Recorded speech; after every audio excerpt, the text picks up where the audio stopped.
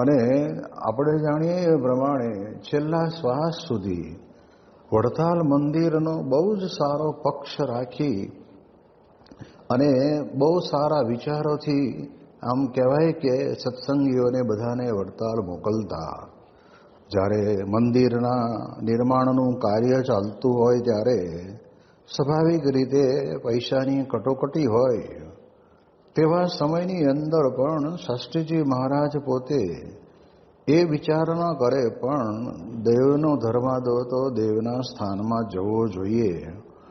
આવી એક સમાન ભાવના શાસ્ત્રીજી મહારાજના જીવનની અંદર આપણને જોવા મળી. બીજી દ્રષ્ટિએ આપણે જોવા જઈએ તો ભગતજી મહારાજ અને આચાર્ય મહારાજ એ જૂનાગઢની અંદર લાવવાનું બહુ જ મોટું એક સાથેનું ભગીરથ કાર્ય એમણે કર્યું. જે જૂનાગઢ મંદિરની અંદરથી કહેતા સત્સંગની અંદરથી વિમુખ કર્યા પછી પાછા ભગતજી મહારાજને સન્મુખ કર્યા, ત્યારે શાસ્ત્રીજી મહારાજે નક્કી કર્યું કે જેવું સામયું, જેવું સ્વાગત, જેવી નગરયાત્રા આચાર્ય મહારાજની થાય ને એવી જ ભગતજી મહારાજ માટે પણ બગી મગાવી અને એવું પોતાના ગુરુને આ પ્રમાણે બેસાડીને નગરયાત્રા કરાવીને એવું ભગીરથ કામ તે વખતના સમયની અંદર ત્યાં રહેલા જીભાઈ કોઠારીને સમજાવી અને પોતાની કુને વડે કરીને એમણે આ એક કાર્ય પાર પાડ્યું.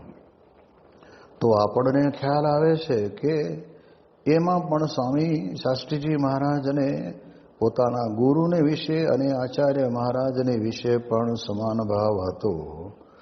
એટલા માટે થઈને આ મોટા પુરુષના જીવનની અંદર આ ગુણ રહ્યો ને ત્યારે આજે આ BAPS સંસ્થાના પાતાળે પાયા નખાયા અને ગગનચુંબી મંદિરો થયા. એની અંદર પણ કોઈ સહકાર આપે તો એનું પણ સારું અને ન આપે તો એનું પણ સારું.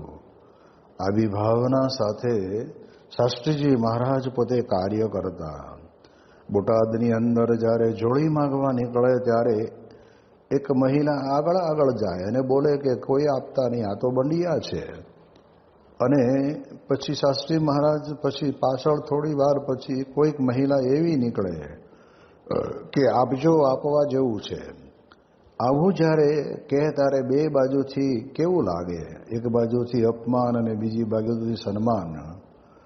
પણ એવા સમયની અંદર પણ શાસ્ત્રીજી મહારાજ પોતે સમાનતા રાખતા. કોઈની સાથે શત્રુ ભાવ નહીં અને જે કંઈ વિશેષ કરે એને માટે કંઈ મિત્ર ભાવ, પણ બધાની સાથે સમાન ભાવ. આ ભાવના એક ગુણાતીત પુરુષોના જીવનની અંદર આપણે જોઈ છે.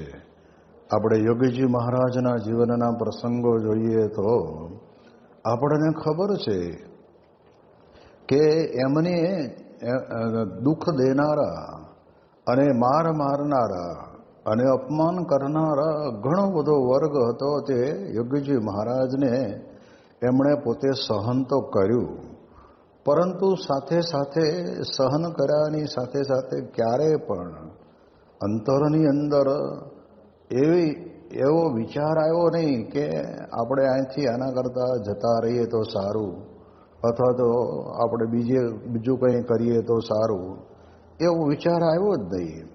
પૂજ્ય વિવેકસાગર સ્વામી પોતે પૂછતા કે તમને આટલું બધું મારતા તો તમને એવું નહોતું થતું કે લાવો મૂકીને જતા રહીએ? ત્યારે તે વખતે યોગી બાપા એવું બોલ્યા કે ગુરુ આપણને વઢે, મારે, ટોકે તો એમાં આપણે આગળ વધીએ, ટોકણી ખમીએ ને તો કંઈક આપણે સુધરીએ, અને એ આપણા હારા માટે કરે છે. એટલે આવા વિચારથી જ શાસ્ત્રી યોગીજી મહારાજનું જીવન એમણે જેટલા સમય સુધી ગુરુની સાથે રહ્યા એટલા સમય સુધી એમણે શુદ્ધ ભાવથી સેવા કરી છે. જ્યારે આવા પ્રસંગની અંદર તો ગમે તેવો હોય ને તો પણ એને પોતાને અંતરની અંદર નીકળી જવાનો વિચાર આવે ને આવે જ. જ્યારે એ યોગીજી મહારાજે એ પણ સહન કર્યું. યોગીજી મહારાજ પોતે ઇતર અન્ય સંપ્રદાયો દ્વારા પણ યોગીજી મહારાજને ઘણી વખત ઘણી રીતે એ હેરાન કરવાના પ્રયત્નો કર્યા, તો પણ એ કરનાર વ્યક્તિના જીવનની અંદર એને ખૂબ સારી રીતે ભાવના રાખી એને સાચવ્યા. જ્યારે એ ગોંડલની અંદર યોગીજી મહારાજ બિરાજમાન હતા અને ત્યારે અન્ય સંપ્રદાયના મહાત્મા બે આવ્યા હતા અને યોગીજી મહારાજ તો પોતે આમ ભલા ભોલા લાગે પણ દરેક વ્યક્તિને ઓળખે તો ખરા જ. અને એમાંય પણ જેણે આપણને કંઈક અપમાન તિરસ્કાર આપણું કર્યું હોય, માર્યા કર્યા હોય, એને તો આપણે સારી રીતે ઓળખીએ. પણ યોગીજી મહારાજે તરત જ એમને ત્યાં આગળ રમાડ્યા જમાડ્યા અને પછી એમને એમના શિષ્યને કંઈક કાશીમાં ભણવાનું હશે અને એના માટે થઈને રકમની જરૂર હતી. તો યોગીજી મહારાજને કહ્યું કે તમે અમને આટલી રકમ અપાવો. અને બાપાએ પછી તે વખતે હરિભક્તો પાસેથી સેવા કરાવી, એટલી રકમ અપાવી. પછી સંતને કહ્યું કે કોઠારમાંથી પ્રસાદ લઈ આવો. અને ત્યારે તે વખતના સમયની અંદર તો આપણે કાગળની કોથળીની અંદર જ પ્રસાદ આપતા હતા. એક બે કોથળી લાવ્યા છે સ્વામી કે એમ નહીં, ટોપલો ભરીને લઈ આવો. એટલે ટોપલો ભરવા ગયા ત્યારે નાની એવી છાબડી લઈને આવ્યા. સ્વામી કે આ નહીં.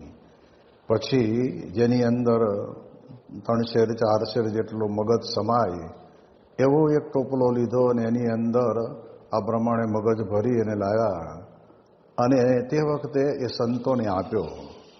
અને 2 જણાને કહ્યું કે તમે જાઓ છેક દરવાજે સુધી મૂકી આવો.